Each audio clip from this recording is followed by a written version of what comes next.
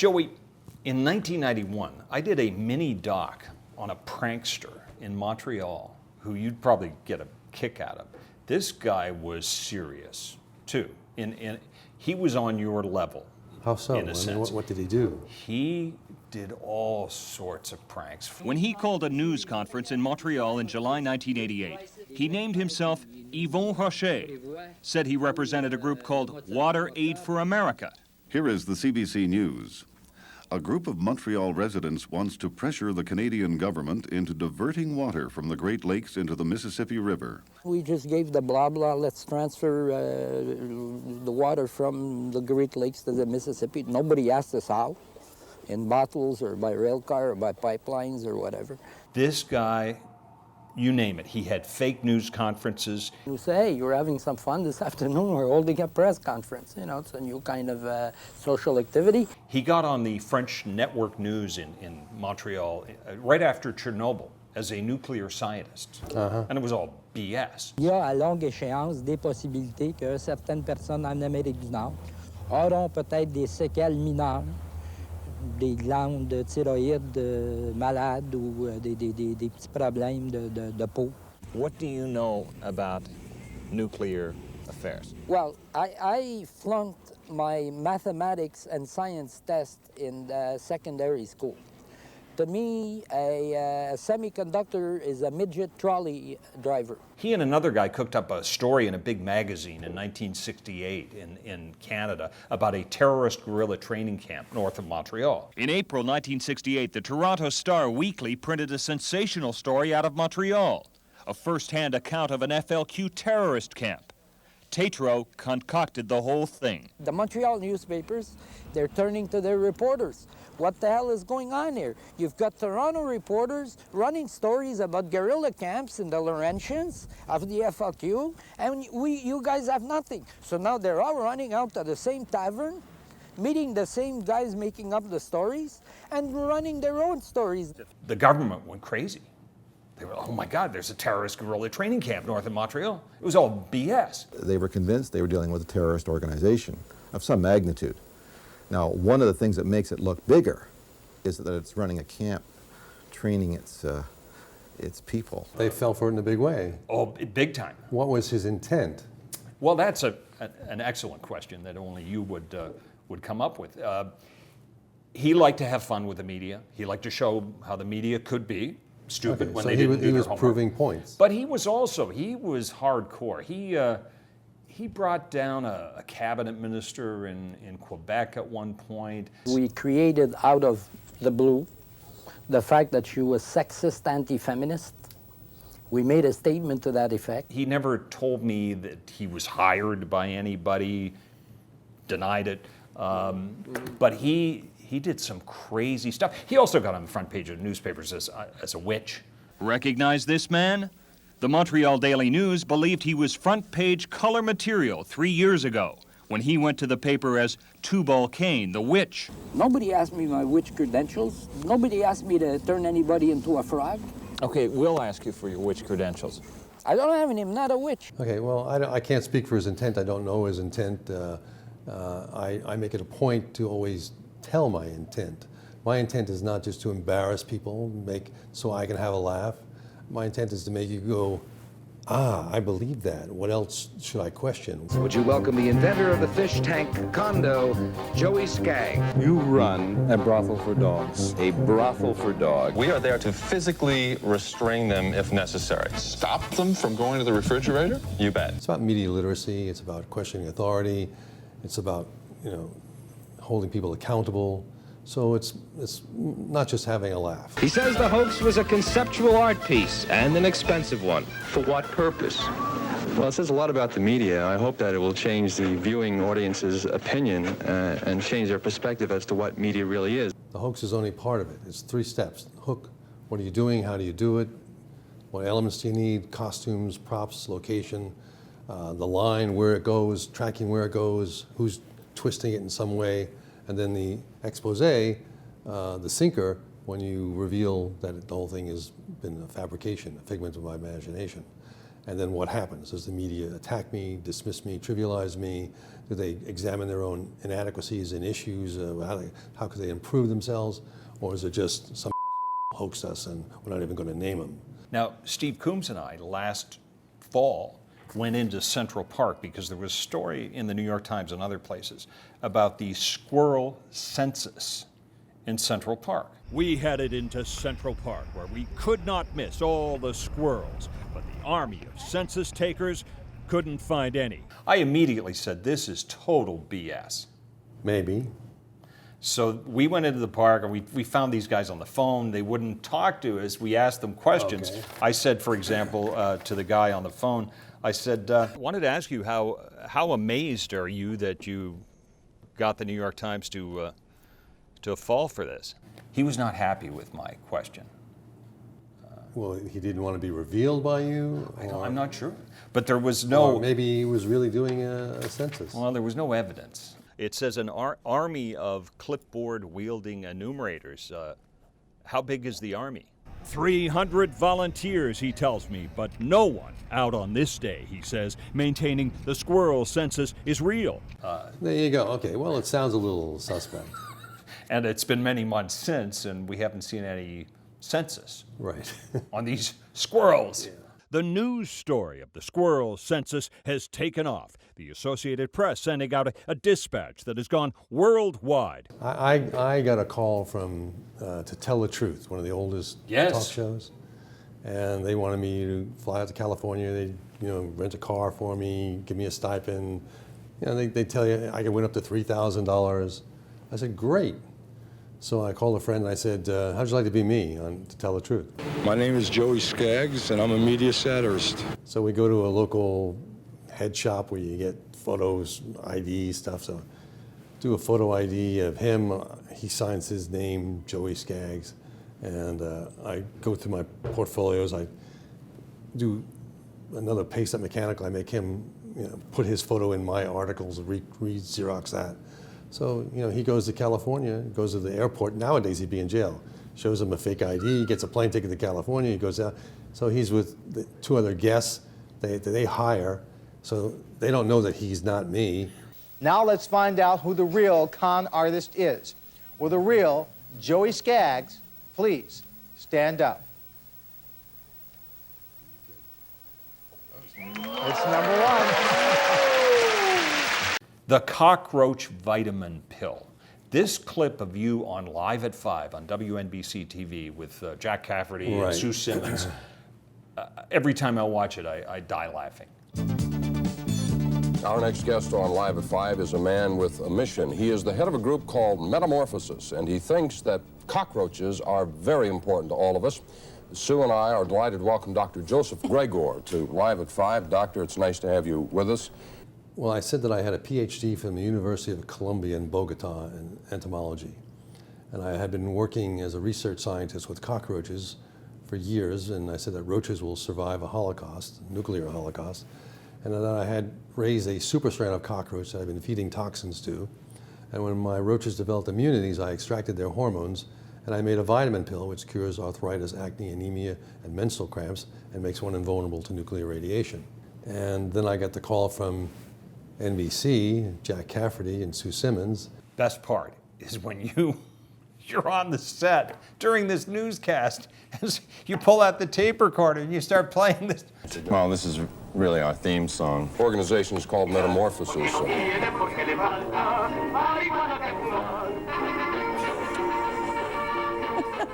Okay, Doctor, we probably ought to move along here. I want to thank you for sharing your scientific breakthrough with us here on Live at 5. I had a tape of La Cucaracha, and I was, if I had that there in case they caught me, I was just going to, or if any opportunity, I was just going to play La Cucaracha, which I did, and that's sort of like, zzz, zzz, zzz, zzz. Poor Jack. Because you see Jack going, I think we're done here. Yeah, that fried their circuits.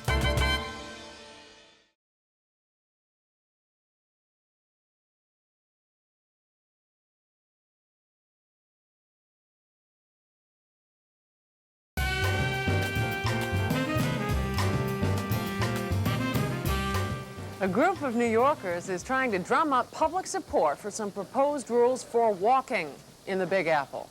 Rules such as no wearing of sunglasses at night and no walking of more than one dog at a time. Walk right. You got people in commando suits walking around the streets of New York. Right.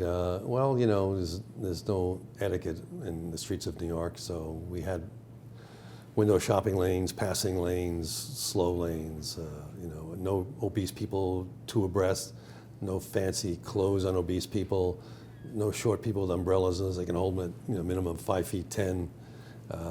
Just stupid laws. It's ridiculous, you know. And numerous networks cover this. They are the men and women of Walk Right, and their mission is to get you if you walk wrong. Let's walk. These rules were given to us by pedestrians. We solicit pedestrians and get their opinions. It's a sad commentary when you can do something so ridiculous. Jojo the Gypsy, the king of the gypsy moths. I said I was Jojo the king of the gypsies. And Clyde Haberman of the New York Times went to a gypsy parlor and was trying to find out about Jojo, the king of the gypsies. And she happened to say, "They never tell me anything. I'm the last to know." And he did a whole piece in the New York Times about Jojo the gypsy. Windsurfing from Hawaii to California. I launched from Honolulu Bay on the island of Kauai and set off to windsurf across the Pacific Ocean.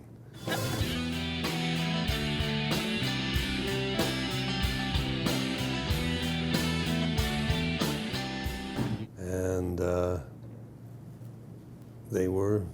I disappeared. And they covered it. They covered it. 29-year-old Joey Skaggs shoved off for California today. That's no big deal, except for Skaggs is trying to make the 2,500-mile journey on a windsurfer. And then they got concerned, you know, the Coast Guard, you know, where is he? We haven't heard anyone, no one's heard from him. So I revealed that it's okay, don't waste time looking for me. And did the local stations cover the reveal? reveal? They covered, they did, but first they covered that, you know, launching JJ the windsurfer. You know, they were so furious when they were hoaxed. It did not go well.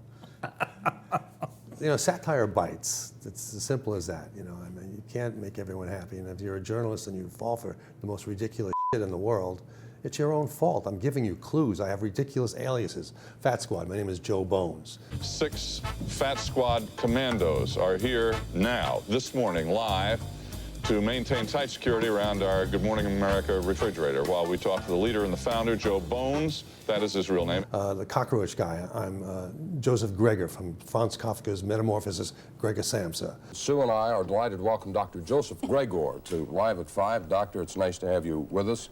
You have completed a rather exhaustive study, and in your words, the future of mankind lies in the cockroach. Just clues everywhere. They are ignored by investigative journalists. They are not doing their job well. Do you know, even in this room and other places I've worked, I'm not always very popular because I will say, I'll hear some story and go, "That's," and they go, "No, wait. And I go, no. You have to prove that story to me before I would, if I were in charge, that I would run that story." Well, skepticism doesn't hurt. You know, everyone should have a little bit of skepticism. That's our job. That's your job. Well, that's it. That's our evening at a cat house for dogs. And it is for real, and it is run by Mr. Joseph Skaggs. No kidding around. This is it, right? Satisfaction guaranteed. Satisfaction guaranteed. You know, the old line in the Chicago News Bureau, the cooperative there, was the sign on the wall was, "If your mother tells you she loves you, check your sources." Right. Yeah. Sad but true. Now, do you think the media today are worse, better? I think it's people. Are people any better? We're all susceptible to lies. We all are liars. You lie to your kids. You lie to, you lie to your lover. And we're lied to. So.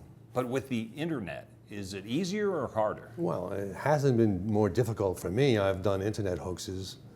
I did the first sex hoax on the internet with Sexonics. Sexonics is a small attempt to include those people who cannot engage in what we call healthy, normal sex, no matter what else you may want to call it. I had sexual virtual reality pods, and I took them to Canada.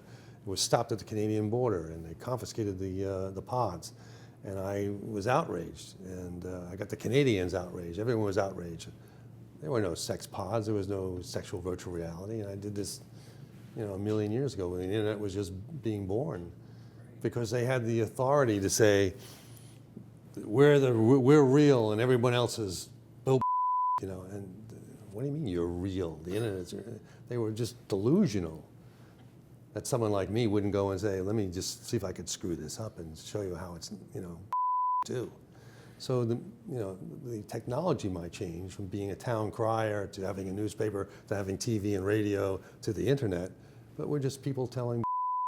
But now in some respects it's easier because you get a worldwide audience, you just hit click. Yeah, well you need to have, yeah, right, that's true. Anyone can tell a bullshit story on the internet, but you can also check things out on the internet. A documentary now called The Art of the Prank. Art of the Prank. Which is amazing. I mean, it's like a history, it's behind the scenes, it's seeing you do these pranks. Thank you all for coming. Thank you for having us. What I'm trying to do is create a story that has an element of plausibility and yet has a lie in it. So all of you are speaking your truth, but you are taking part in a prank.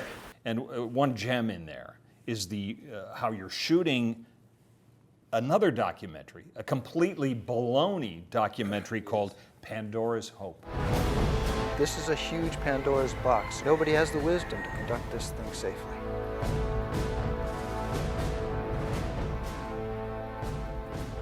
I was lecturing in Rome at a university, and there was a producer there laughing his ass off. We went out for dinner, and he said, I want to do a movie on it. And he spoke to Judy, my partner, and they discussed doing a documentary. And he comes to New York with a young director, 27 years old, Andrea Marini. Never had done a feature movie before. I couldn't get rid of this kid. He was great, and I loved him, and he got me, and English is his second language. He's a young guy, culturally, but he got it. And I trusted him, and he followed me around for a number of years, and he wanted me to do a current narrative. And I said, you gotta be kidding, because if I do something, what if it doesn't work? Or are you gonna have a cameraman, soundman, director waiting for the phone to ring for me? How are you gonna do that? So I decided that I would do a prank that would allow him the opportunity to follow me around to get all the ingredients. What do I do? How do I do it? How does it evolve? My character is a guy, whether I'm a marine biologist or a fisherman. I was in a motorcycle accident and broke my jaw in several places, knocked out my teeth, and my geneticist, scientist friend said, look, we can try introducing shark stem cells in your jaw and see if we can regenerate teeth. So I decided that I would produce and direct a film so that they would follow me doing a movie. A fake film. A fake film. We use sharks as a source of sustainable and renewable stem cells. Stop for 1 second. Do me a favor. Yeah. Lie. You're too honest. I'm lying my ass off here. So I did a fake film, which allowed them all the opportunity to catch me in real time doing a real hoax, and then I submitted the film to film festivals, and then to see what would happen there. Joey? Yes. I'm actually calling to tell you that our film, Pandora's Hope, has just been accepted into the Big Apple Film Festival in New York City. You're kidding. That's fabulous. Would it be accepted? Would it be rejected? If it was accepted, what would happen? Would anyone go, wait a minute, this is It's not often you see shark's teeth in a human, but they're functioning perfectly. And I made numerous film festivals around the world, and no one said, this is No one. No one. No one. No one. The man with the shark teeth, I'm just curious, why do the teeth regenerate and Yeah, so this is a xenotransplantation, which I have come to find is actually not that uncommon. It has to do with stem cells. And so the movie Art of the Prank is it's like a meta movie. It's a movie within a movie. And so the Big Apple Film Festival here in New York. Oh yeah. Invited you to show the film. Oh yeah. And we actually see people watching the film. Oh yeah. Seeing the stem cells of a different species for your research in humans. I had no idea that the teeth would regenerate so quickly. Every test that I did on them was, 100% normal. It was as if Joe was born with those teeth. Oh yeah. And nobody said. No, well, no, they believed it. It's a documentary. You believe documentaries. Let's stop by the cinemas to see if our big movie poster's up. Yeah.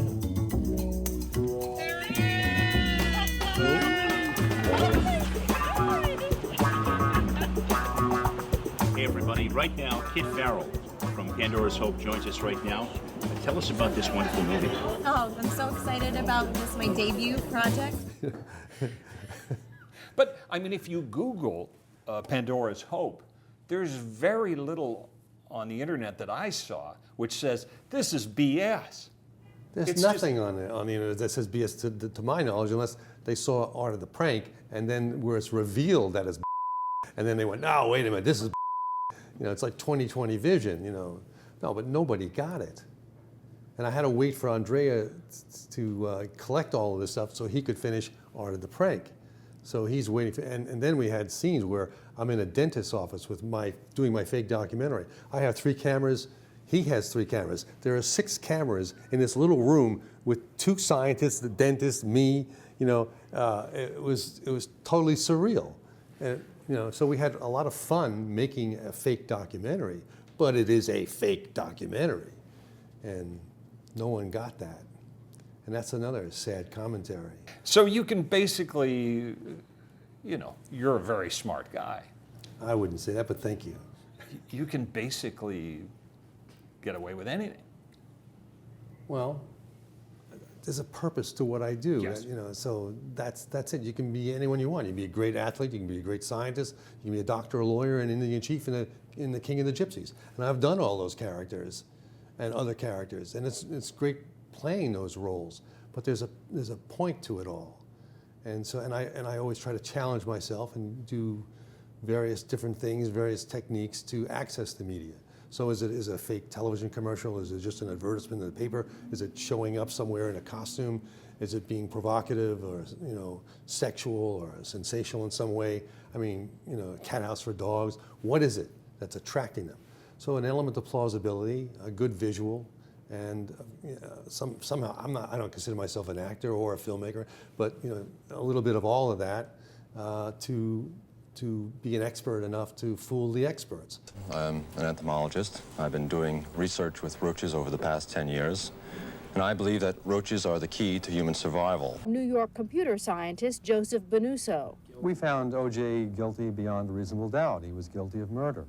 Unfortunately, last night, celebrity sperm was broken into, and celebrity sperm was stolen.